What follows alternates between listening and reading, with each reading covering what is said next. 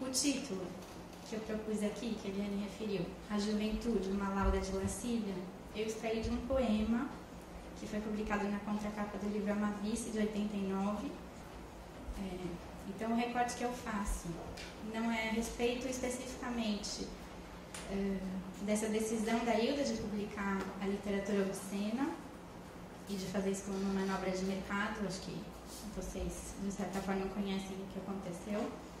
Mas é pegar um outro trecho desse poema que eu vou ler aqui o fragmento. O escritor e seus múltiplos vêm vos dizer adeus. Tentou na palavra o extremo tudo e esboçou-se santo, prostituto e corifeu. A infância foi velada, obscura na teia da poesia e da loucura. A juventude, apenas uma lauda de lascívia, de frêmito, tempo nada na página. O poema continua depois, mas acho que aqui a gente já consegue sentir que ela está falando justamente de uma construção literária da biografia. Não quero falar disso no sentido em que a gente costuma tratar a memória como uma ficção, porque inevitavelmente quando a gente se lembra de episódios a gente está também recriando. Talvez você tenha mencionado isso quando ele contou de como ela se colocava em público, especificamente aquele episódio da Unicamp, onde ela foi falar e uma pessoa dormiu e ela perguntou se a menina tinha um verme.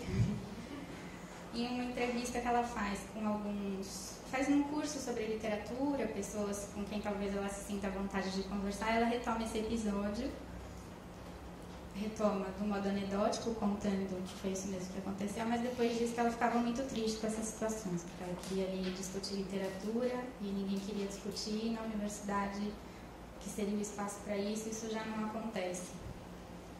Então, o meu ponto de partida é justamente dessas entrevistas e das diferenças que existem quando ela está claramente se colocando em público ou quando ela está se colocando com pessoas com quem supostamente seria mais fácil conversar. Eu vou resumir 2 momentos aqui dessa trajetória dela, né, que é mostrar como o discurso autobiográfico que se fez na entrevista, porque a Hilda não deixou a biografia, como isso se juntou com a criação em prosa dela. Primeiro, na tentativa de construir uma narrativa de conversão, nos moldes em que existem as confissões de Santo Agostinho e de Rousseau, e depois como uma radicalização de um questionamento sobre o lugar da literatura. Não por acaso a Obscena Senhora D vai ser um marco desse percurso. Então, só para retomar, não estou tratando da memória como uma construção, não estou tratando da ficção como uma reconstrução biográfica, no sentido de que a gente pode procurar nos romances pistas da vida dela, nem tenho a ambição de reconstituir quem foi a pessoa. Eu quero mesmo pensar em quem foi a autora, que é o produto de uma pessoa que de fato existiu, né, com uma pessoa que escreveu e soube se posicionar em relação a isso. É mesmo no sentido de forçar o limite entre esses 2 gêneros discursivos, que são a entrevista e a ficção em prosa. A Sônia, no ensaio, Sônia Porceno, no ensaio de leitura que tem o Porquê Ler Ida Hilst, ela fala da dramatização da autonomia do ofício, que acontece no interior de alguns livros, e a ideia aqui é que a gente possa pensar como os discursos da Hilda como totalizando essa dramatização dessa autonomia. Em certo sentido, também não acho que seja o caso de pensar se ela fez tudo isso de uma forma muito consciente ou não. O Fábio mencionou o caso das crônicas em que ela transcrevia trechos da obra já publicada, perguntando para o Alcide, não era se você achou que isso era um jeito dela, ela não tinha como se dedicar àquele texto, então ela simplesmente transcrevia, né? Não é nesse ponto que eu queria chegar, de descobrir a intenção ou não, o que motivou ou não, mas do que ela legou para nós, o que é que a gente consegue construir com isso. Então, a partir do livro de entrevistas que saiu pela Globo no ano passado, eu recortei alguns fragmentos, principalmente das entrevistas que ela concedeu em 70 e em 80, e a partir deles a gente consegue construir a narrativa narrativa dessa narrativa que ela montou. Porque o que acontece é, a Hilda estreia em livro em 1950. Quando ela se muda para Campinas, em 66, ela é só poeta, e era uma poeta que vivia, digamos, na alta sociedade paulistana, por aqui, aparecia em colunas sociais e tudo. E a imprensa trata desse momento como uma fuga, como ela vai para o campo, e ela começa a construir a narrativa a partir disso. Né? Então, primeiro ela diz que naquela vida em São Paulo, ela sentia falta de alguma coisa, né? A vida muito movimentada, de festas e badalações, não tinha uma completude para ela.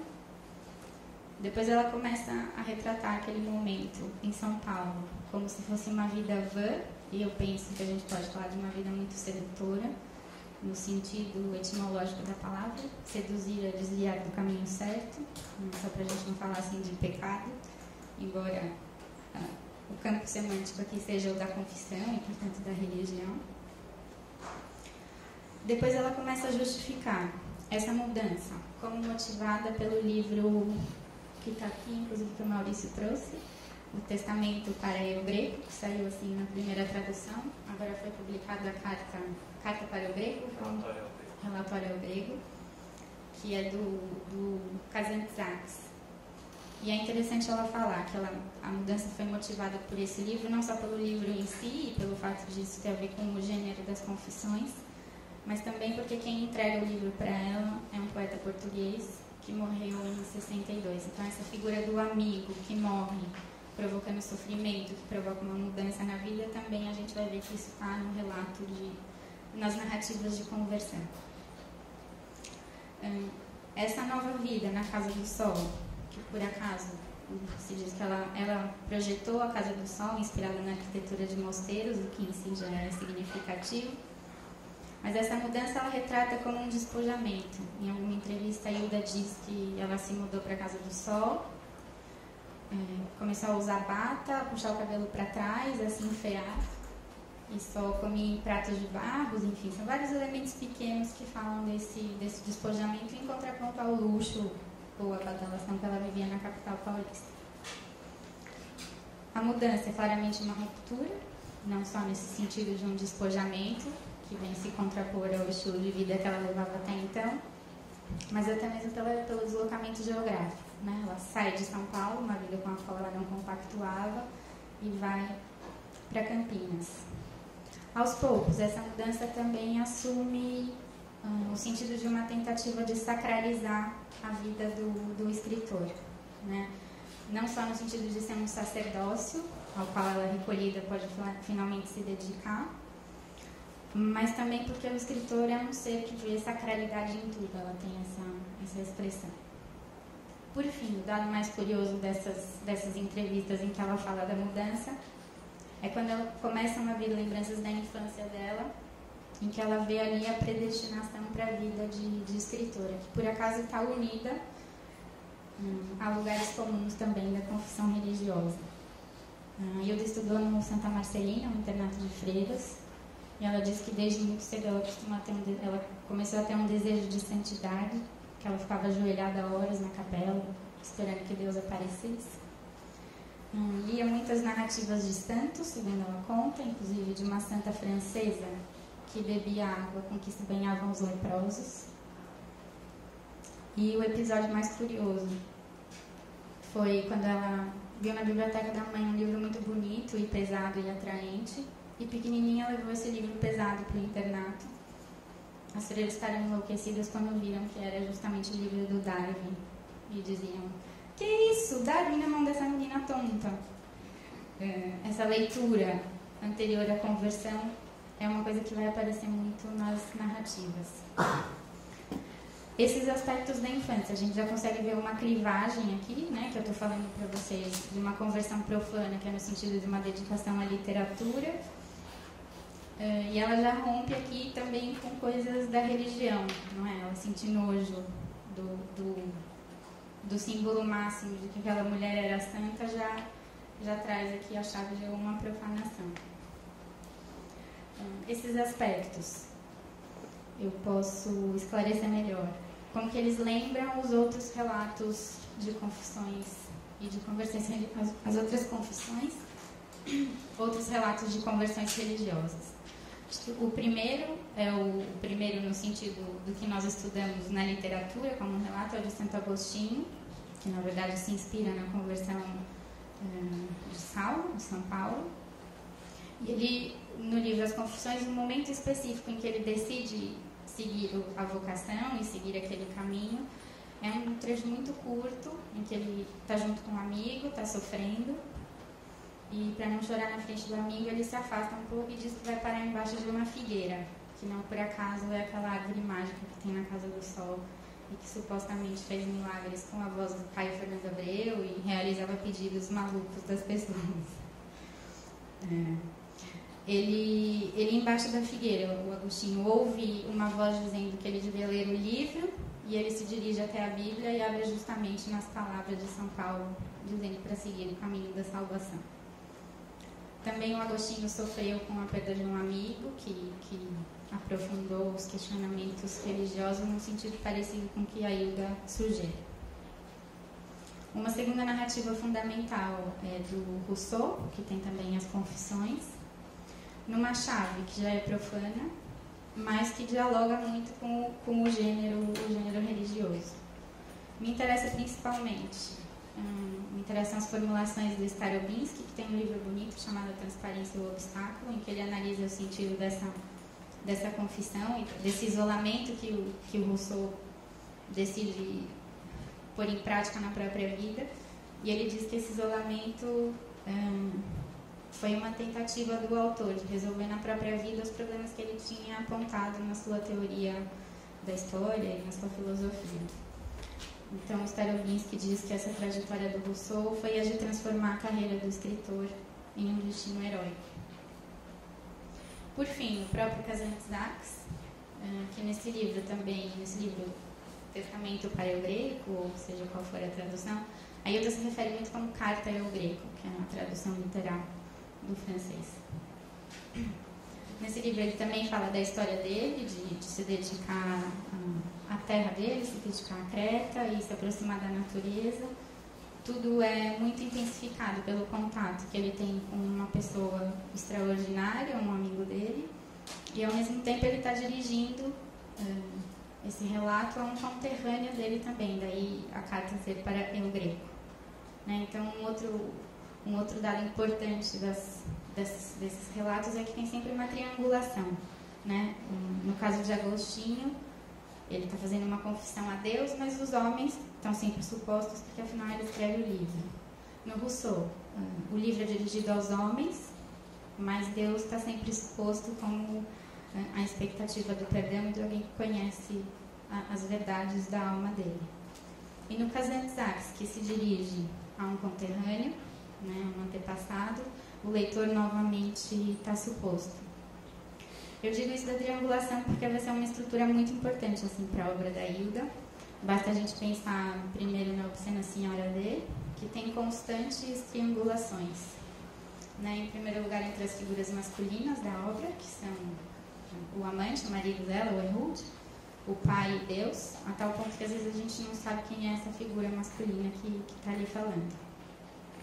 Mas a gente pode pensar que também tem um triângulo entre a Hilé, o marido e a comunidade, porque depois que o marido morre, ela não consegue se relacionar com as outras pessoas, como se ele fosse a chave da ligação dela com os outros.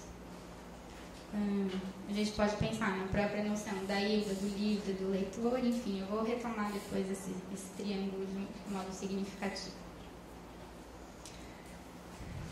Quando a Hilda, em 1990, lança o Caderno Rosa de Lori Lamb, ela na imprensa diz que ela tinha muita vontade de tocar o outro e as obras dela não estavam chegando, então ela decidiu sacudir o leitor. E ela justifica muito esse movimento dela.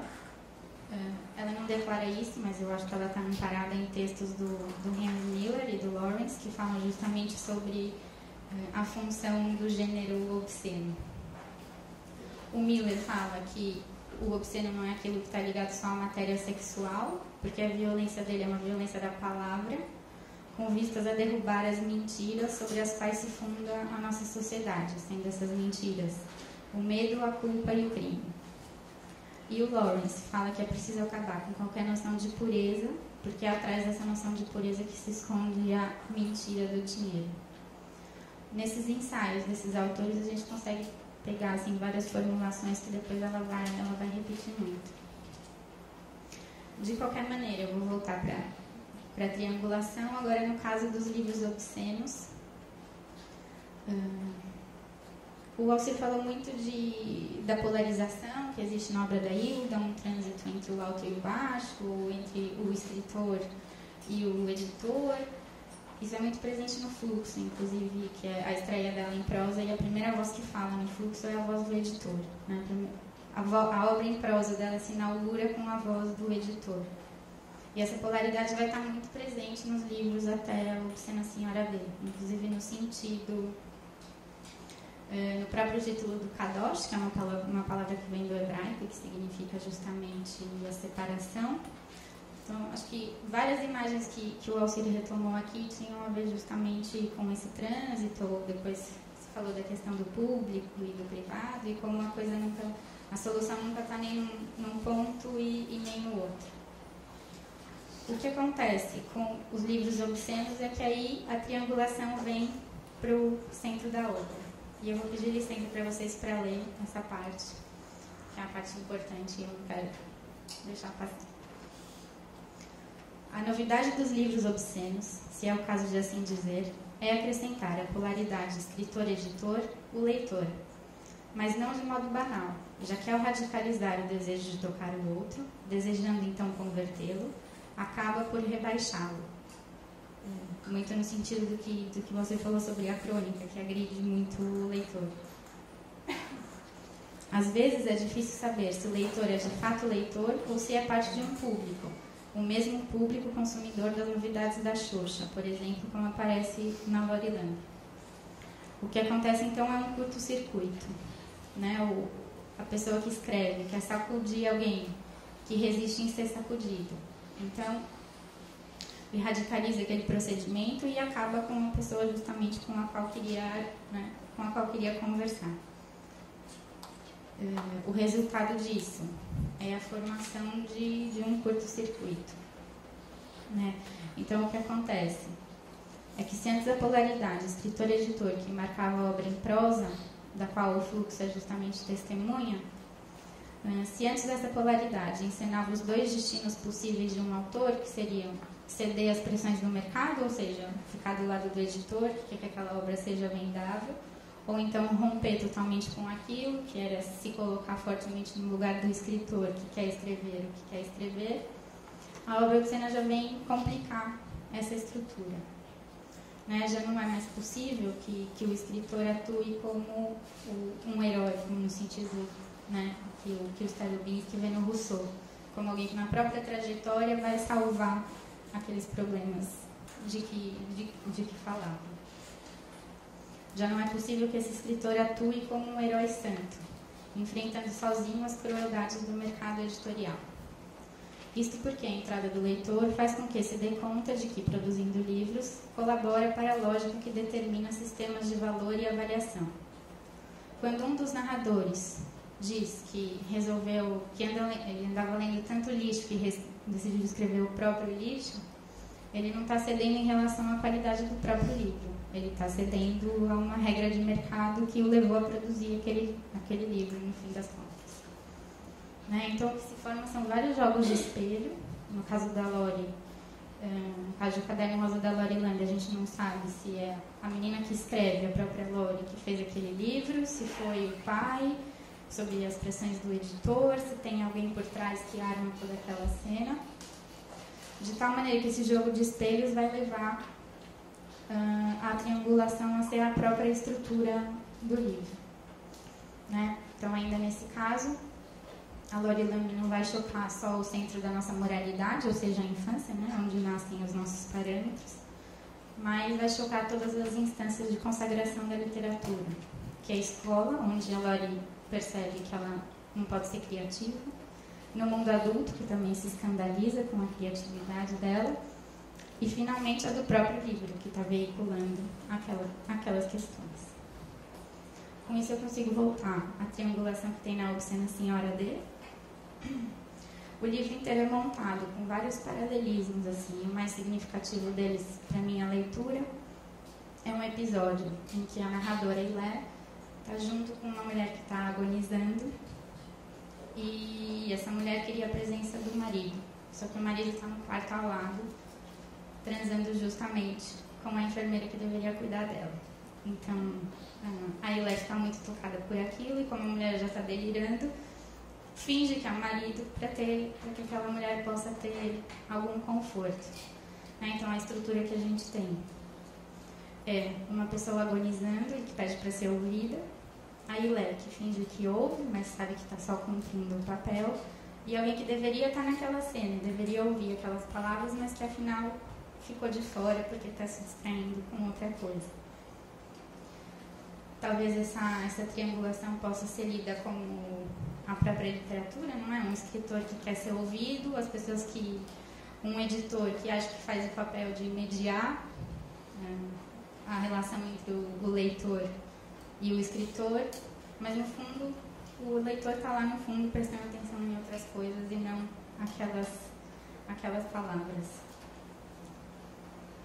O sentido da angústia, então, da Ilé, que chega a ter uma consciência disso.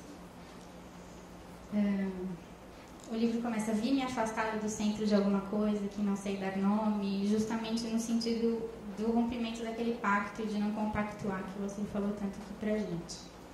E a angústia que vem para Ilé vem justamente de não poder compactuar, né? Então, a Ilé se refugia no vão da escada, perde a possibilidade de conversar com as outras pessoas, que são retratadas numa caricatura, mas ela percebe que se ela perder a linguagem daquelas pessoas, ela não consegue se comunicar com aquelas pessoas, e no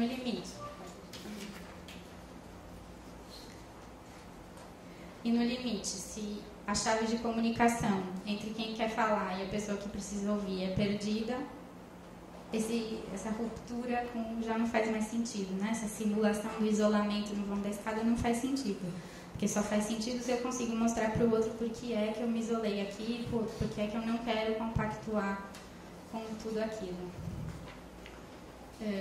Isso vai acabar por colocar em questão também esse projeto de separação, esse projeto de separação que já estava lá anunciado no Kadosh, porque revela a falência disso, não é? O escritor que deseja ser santo e que, portanto, não consegue falar com os outros. E leva a gente, então, a voltar para a Hilda Hilst, que aparece nas entrevistas e que fez todas aquelas manobras, iluminando a entrevista que ela concedeu em 99 para os Cadernos de Literatura Brasileira do Instituto Moreira Salles, que é uma das entrevistas mais comoventes que ela dá. Ela já está muito debilitada, muito envelhecida, e talvez naquela entrevista ela finalmente tenha conseguido se identificar pessoalmente com essa narradora Ilé. Não é? Porque ela fala do desinteresse que ela tem pela vida. Ela fala: eu continuo vivendo porque eu tenho que continuar vivendo. Ela fala do descaso que ela passa a alimentar em relação ao público, dizendo que já não interessa ser importante ou não. E se coloca numa posição muito doída, que ela diz: tenho muita pena dos animais por eles serem tão mal compreendidos. Eu tenho tudo a ver com o animal. Pensando numa instância que talvez seja a própria Hilda Hilst, mas que com certeza pode ser o da autora. Eu gosto muito das palavras do Starobinsky em relação ao Rousseau, que diz que a angústia de viver veio o tempo inteiro da necessidade de suprimir uma distância que ele colocou entre a própria vida e os princípios que ele tinha, né? A vida foi uma tentativa de fazer os princípios coincidirem com a própria existência. Mas eu acho que também, se a gente vai fazer esses questionamentos de uma angústia de uma autora em relação, né, que teve uma compreensão muito radical do funcionamento da literatura e de não saber como poder falar para o outro o que quer dizer, porque senão ela vai usar a linguagem que compactua com aquilo, a gente acaba tendo também que pensar na posição de quem está aqui, que no caso sou eu, né? Que também me empenho nesse jogo de legitimação da literatura e de consagração do autor, e até que ponto nós todos não somos parte dos livros obscenos dela. É isso.